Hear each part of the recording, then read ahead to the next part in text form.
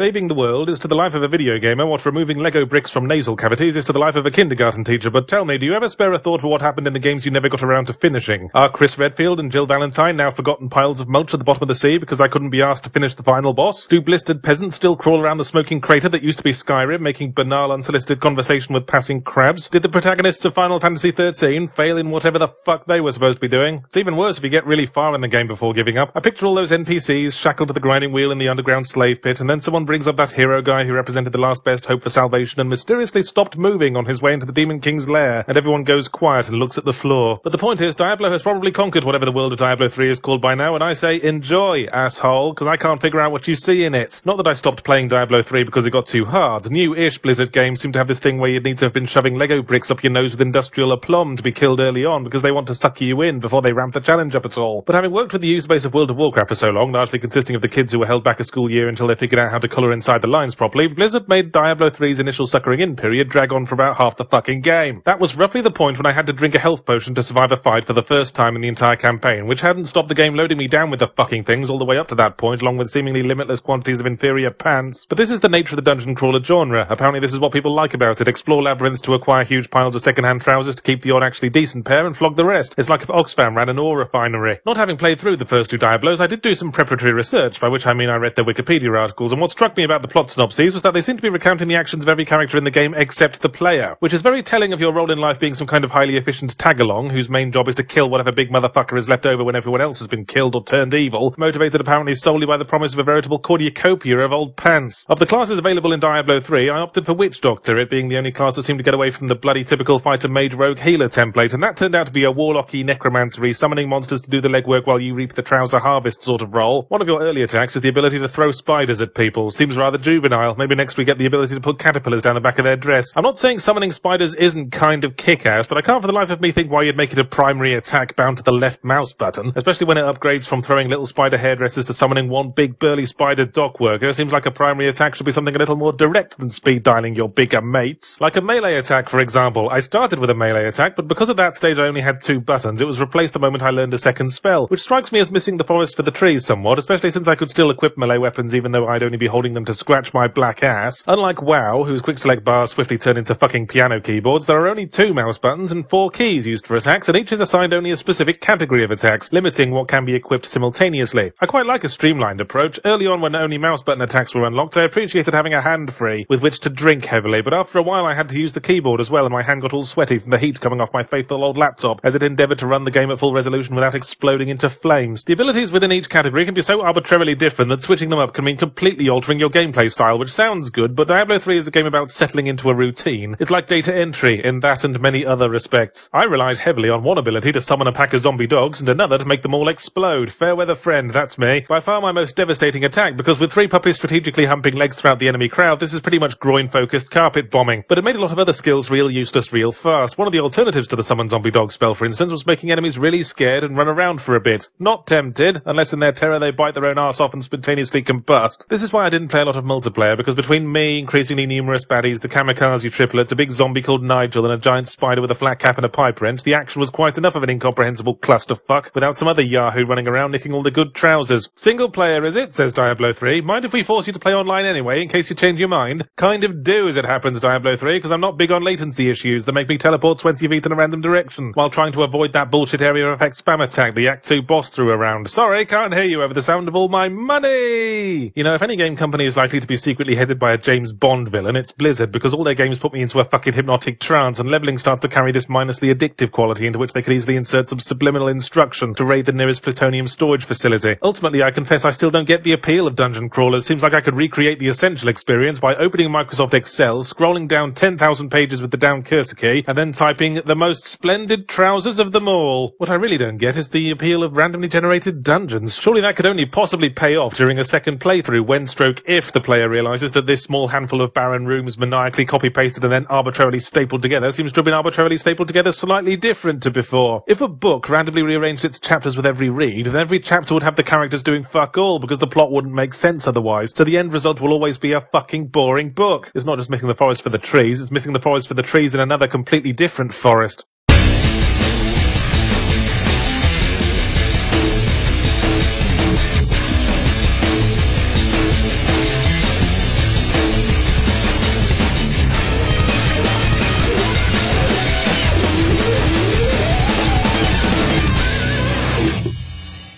So me and a bunch of my escapist chums are attending a bit of a get-together this year. We're calling the first Escapist Expo, September 14th to 16th in Durham, North Carolina. Check the website for more details. Hope to see you there. Yes, you. No, not you, the pretty one.